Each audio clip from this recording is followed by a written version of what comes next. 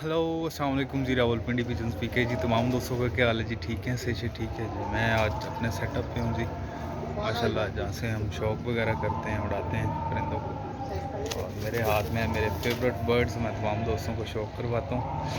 और तमाम दोस्त पे ज़रूर लाइक करें जी माशाल्लाह, अच्छी अच्छी ब्रीड्स लेने के लिए रब्ता करें। ये माशाल्लाह जी मेरे फेवरेट हैं जी, हमारे चूहे और फ्रांसे हैं घर के। एक ये पट्टी है, ये देखें जी।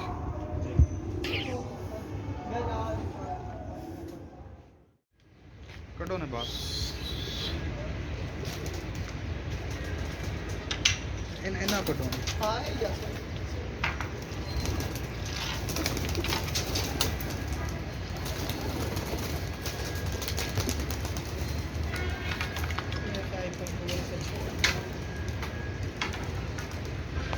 मारो डंडी।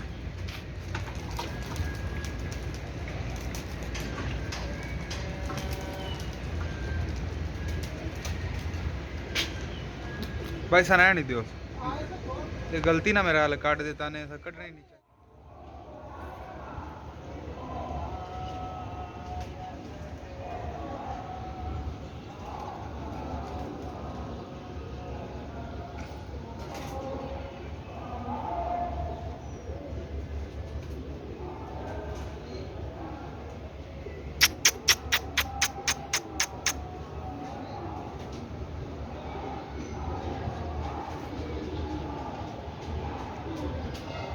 क्या हो गया?